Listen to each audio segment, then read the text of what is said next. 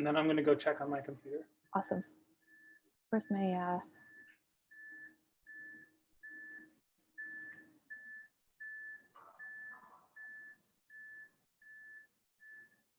think we're live, Julie. I think we might be. All right, we did it. Yay! Technology. Technology. Everybody's an expert now. That's right. That's right. My IT department of one taught me how to do this morning, so I was excited about that. All it takes. All right, let's dive right in. Why don't we? I think we'll have people joining us in drips and drabs, so that'll be just fine. There'll be a replay at the end if you missed the beginning. So welcome, Julie. Julie Colbrese. Is that how you say your last name, Julie? I've known you for a long time and never asked you that. We're not that formal with each other, are we? No, never have been. On you calling me Mrs. Colbrese. It is Colbrese. That would be weird.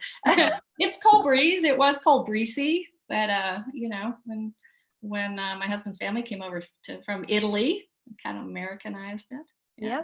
Okay, cool. So welcome, Julie Colbrese. Thank you for being here for this first edition of Dream Factory Live on Facebook Live. We did one via Instagram last time, so so thrilled to have you with us. For everyone tuning in, Julie was my mentor coach, and she was a really integral part of building the foundation of Dream Factory, and also who I've become as a coach. So that's high praise for what I had to work with. You had everything you needed. You came to me with. Thank you, thank you, thank you. So one of the things that drew me to Julie initially, I think, was the fact that she is also identifies as a creative, and albeit in a different field than I grew up in, so to speak. Julie owned a marketing agency in creative services before becoming a master coach. And I think we share a similar fascination and love for creativity and creative people and all that work entails. So, so Julie, given the time that we're experiencing right now, which is truly unprecedented, and people keep throwing around that word, but what it means? Drinking game.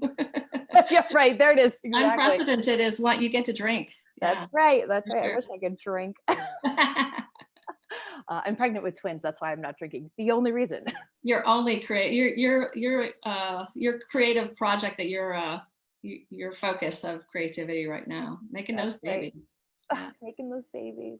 Yeah. So we've all been quarantined for over a month now, and I have heard from so many of my clients, and I guess I've observed from a lot of other creative type people on social media and otherwise about how we're not feeling it right now, and how this feels hard, and like what we do normally so organically is not feeling inspired, and we're not feeling maybe even safe enough to kind of tap into what usually feeds and drives and makes our world go round. And a lot of us have a lot more time than we did before. If we have this luxury of being quarantined, stuck at home, and yet we're struggling to tap into what usually makes us tick. So do you have any thoughts about that? Yeah, I do, for sure. And one of the things I think that drew you and I to this conversation was the idea that how we define creativity, and your background and current experiences in theater and singing, and you have a broad performance-based kind of definition of creativity and come from place. Mm-hmm. And mine is more from marketing and advertising and some other things that are more sort of business oriented, I guess, mm-hmm. And kind of how we define creativity, and particularly in this time, because like you say, some people have more time. And we've solved, in some ways, we've solved that excuse of no time to pursue sort of creative or soul-based interests. Mm-hmm. And it's really, we're seeing that it's also, it's about motivation. And to be creative, you have to have the well to draw from, right? Right. And so that's one of the things I find really fascinating about this time, is that we we have always been creative. You know, people have always been creative, no matter how you define it. And I think about how I think I was sharing with you, I read a book years ago and I've forgotten the name of it and I haven't been able to find it. And I loaned it to someone, and if you have it, give it back. It's out there. It's circulating out there. But it talked about, it was the art of the workplace, and how as a society, we used to, like, what changed when we separated creativity from work is when people started leaving home to go to work. And we used to do whatever we did from home. So the cobbler made shoes and the baker made bread and kind of set it on the curb, and people would come and barter, you know. And then when we started going away to work, we started having a much more narrow definition of creativity. And so now what I find so fascinating is that, yes, in many ways people are depleted, but we're in a little bit of a survival mode, and people draw on that creativity. And so you see people who are back at home drawing on that creativity to do puzzles and gardening and baking and all that kind of stuff. And that's what I find really fascinating. It comes, I think creativity comes from a very deep survival instinct. We need creativity in our lives. Yeah, absolutely. So it's almost like we're going back to how things originated, and it's kind of shifting away in a way from productivity, or, you know, creativity for the sake of the product. Yeah, exactly. So it's creativity just for the love of it and the joy of it. I read in the New York Times today that people are gardening, like, you know, like that has to be a primal instinct, right? Of, like, you know, survival of it's an expression of creativity, but it's also a means of survival. Absolutely. Yeah, it's interesting. So the things that, you know, as a creative professional, how do we fill that well enough? Is it with other kinds of creativity, so that we can get back to the work that historically feels important to us? Or is it even the time for that? Is it okay that we're feeling depleted and we get to do things just for fun? Yeah, it's something that comes up in my coaching, and probably does for you too, is when people are really, really overwhelmed by their jobs, or they come to coaching because they're looking for, they want to do something more fulfilling or satisfying. And one of the things we might brainstorm around or suggest is that they find something to do outside of work. That kind of fills them up. And it always feels counterintuitive to someone who's very busy, right? To put something else in their day. But to be taking a class or pursuing a personal interest, it is restorative. That's the way to tap into the creativity, is the way we restore, to be able to do the other things, right? Totally. I think of one of the lessons that comes up a lot in leadership. Leadership is Shackleton, the British explorer who crossed Antarctica in the 1800s, right? And what I found fascinating, because I've sat through presentations about him, because there's lots of books written and everything. But when you look at all the photos, and this is more in your in your sphere of experience, but if you look at all the photos of these explorers, besides the lovely, lovely Burberry coats that they're wearing, that was part of their survival uniform, they had costumes and pets and cooking, and they put on shows and they played games. And that was really a part of what sustained them through this, one of the most difficult jobs that you could imagine, right? And when supplies were at such a premium, they prioritized bringing costume, drag, which is as old as everything, right? Drag costumes for these men to wear, elaborate drag costumes, and putting on plays for each other, and playing sports games and stuff, because that's what feeds our soul and helps us survive. Okay. So this is coming clear for me, because I've been similarly struggling. I think, I'm working on a show. Doggy. They're very important to our sanity. We've got two here. That could happen on this end too. Yeah. But yeah, I've been struggling with the getting to work part of the creative work that I do. Even though it's something I am excited about, that I want to obviously come out well in the wash, but that I'm not drawn to it like a magnet, like I usually would be. Mm, mm. And so, I mean, what you just said that resonated with me was that we have to find our sense of play again. Yeah. Yeah. And that is, I keep saying to my husband, man, I wish we had a ping pong table. And I keep like thinking about the art, the set of paints that I have in the room. I have yet to go crack them open. But that's not something I ever do for product because I'm not amazing at it. You know, it's not something I do professionally, but it does Right. fill me up, and it like helps me tap into the part of me that needs attention in a way that other things don't, that like the craft that I do as a professional doesn't. Yeah. Yeah. Well, and it is, I think it's the finding the things finding the things to do that inform your work in a new way. And be careful about thinking about that there's a right way to be creative, right? And I think that's the default where people think, oh, I've got to be painting, or it's like this really small definition of it that doesn't speak to them. Yeah. And to give yourself permission to explore that in new ways. I just saw something this morning about the doctors in hospitals who are putting photographs of themselves on their jackets. I'll get like teared up thinking about it, but so people can see what they look like behind all this gear, right? Yep. And I'm like, what an amazing creative solution to a problem that we didn't know we were going to have, right? And how somebody had this idea of just how can we connect with these people, because that's what it's about, right? That's why we create for ourselves, but also to share with others. And you see that's one of the amazing things about Facebook, right? You see people, I made this puzzle, I did this paint by numbers, look at my garden, look at dinner. And it's that, kind of that feeding of creation and acknowledgement that goes with it. Yeah. So one of the things that I've been thinking about a lot and has come up in a couple sessions I did, even just this morning, is the possibility for some kind of renaissance through all of this. Yeah.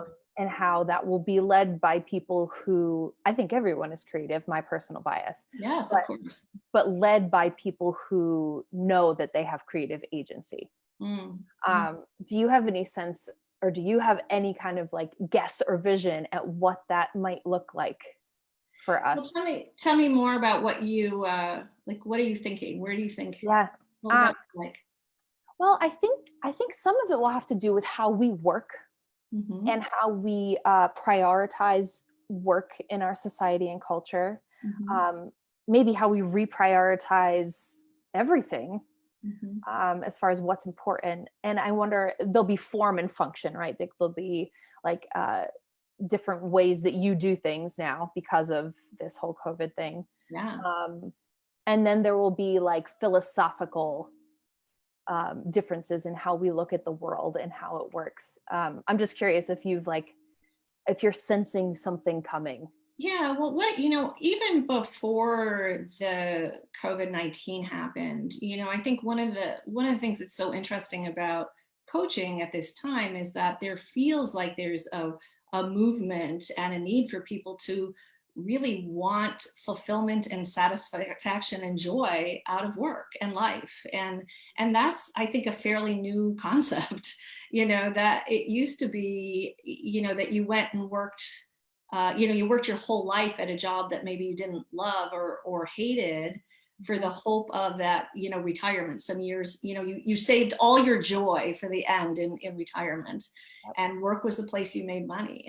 And for whatever reason, I think people are just unwilling to make that trade-off anymore. And I think some people like to blame it or attribute it to millennials. But to me, in my coaching practice, and probably yours too, it comes at all ages. At all ages, people come to the realization that I don't want to spend my whole day doing something that I don't love. I want to be joyful and fulfilled and doing something meaningful.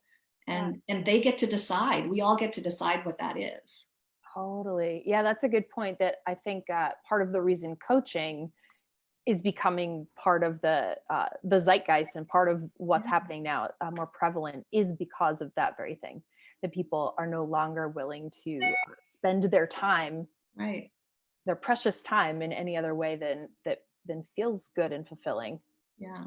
And Yeah. it's also about, working with your clients. I know you do this, Sandy, with yours, and mostly from the theater community, right? A lot of theater community people, is to figure out what it is underneath what they're doing that is connected to their values, right? And Exactly so right. it's, my clients hear me talk about this a lot, of if you love, baking, for example, or if like when you're baking, you feel all this joy and satisfaction and fulfillment.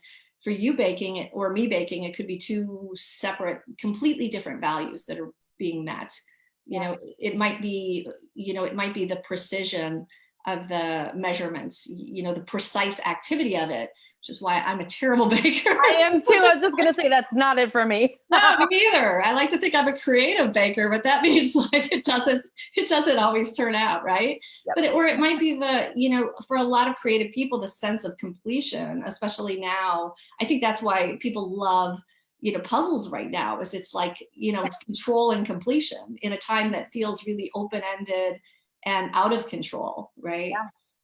So it's different things for different people, and that's the work to do, either whether you do it on your own or with a coach, is to figure out, why is this so satisfying? Yeah, totally. I mean, for me, and baking in particular, I'm a terrible baker because I don't like recipes, just like you said. But yeah, knowing your why. For me, it's like I really, really like to give it to someone. And I also like to eat it, but it's a very tangible thing too, which puzzles, baking, there is something that you have in your hands at the end that you made from scratch. That's the cool thing. And it's different if it's done like for you, it's what you're talking about is more of the community of it, right? Being in community with people around food. For other people, it's a solitary, almost meditative, kind of pursuit, right? Yeah. A couple of years ago, I probably maybe 3 years ago, I was looking to get a gift for my granddaughter, and I was, kind of looking online, and I saw batons. And I used to love to twirl a baton. I was a baton twirler when I was a kid, not like college majorette, but when I was a little kid, I loved to twirl baton, and in the 4th of July parade in my neighborhood and that kind of stuff. And I was like, I got so excited about it, and I was like, I'm going to get myself a baton. And a little tiny one for the baby. And I got so much joy. I'm like, I wonder if I can still do this, And the answer was yes. And then I was like, I want to get better at this. So, like 3 years ago, I took baton lessons from a lovely young woman who taught like little kids to compete. But it was so much fun, just for no reason, like nothing, not going to compete in it, not going to be any parades, but really, really joyful. Yeah, just for fun. So I think in closing this conversation, it's how do we invite or what can we offer as coaches for the folks who are feeling depleted? Like, how do we tap into that soul of creativity and refill the well that feels empty right now? Do we have any tips for people? Yeah, so tips for people to tap into that soul. Part of it, I think what I hear a lot is people struggling with motivation, to, like you're saying, to open the paint box or do whatever. And I think the perception, the perspective shift is around what can you do, to find something that you can do that you can be successful with. And I don't mean by accomplishment, but what are you, to get quiet and listen to, what are you drawn to? What really speaks to you in terms of that creative pursuit. How about you? Do you have a tip? Yeah, I think the one thing that gets me moving when I don't feel like doing anything, even if intellectually I know that will make me feel better, it's sometimes hard to make the first move. And so another coach friend of mine named this art macaroni and cheese. It's like the comfort food of this. But for me, that is listening to an artist that inspires me and helps me, it wakes the part of me up that also does that thing. And so if I go and I even if I can just press play on that, it almost always helps me to get off the couch. Yeah. And I think what you're speaking to too is to draw in your community, whether that's real or virtual, right? Because I think of like the Big Magic, the book by Elizabeth Gilbert, and how that is so inspiring. You start to read it, it's like, wait, I just gotta go make something, right? Yeah. Exactly. So draw in your community. Like if you feel yourself depleted, like reach out to people and enjoy art, right? Enjoy other people's creative pursuits and see how let that kind of inform and inspire what you're doing. Yeah, I love that. Yeah. And there are lots of people, I think at this point too, that we're cycling a little bit. The people who were like jumped right in and did all the things in the beginning and put out all the content and the videos and they're tired now. Time to tag somebody out, right? Exactly. Like tap out. And then if you're ready, pick up the baton, so to speak, Right. and Right. run with it. Different baton. I know you're in New York. Are you inside for another month at least? Yeah, I think so. At least I kind of doubt that the schools will open this year. That's not official yet, but yeah. So in Chicago, same thing. So we're probably in for another month. So it's a nice, if anybody who was like lingering, not wanting to take on something, you've probably got some time. Totally. Yeah. Right, Julie. I think that we should wrap it up now. Let these people back to their busy days in quarantine. Yeah, and just hope that everybody finds that little spot, that little crack where they can feed themselves with creativity. Yeah, exactly. We know it's in there. Absolutely. Yep. Cool. Well, thank you so much for inviting me. I love what you're doing in New York with your community. It's really important work. And I know that you have lots and lots of people who are just benefiting so much from being in relationship with you. My pleasure. And thank you for everything you've done for me, and also for the work you continue to do with artists and other leaders as well. Creative people of all kinds. That's right. Thank you so much. Take care, Sandy. You bet. Talk to you soon. Bye-bye. Bye.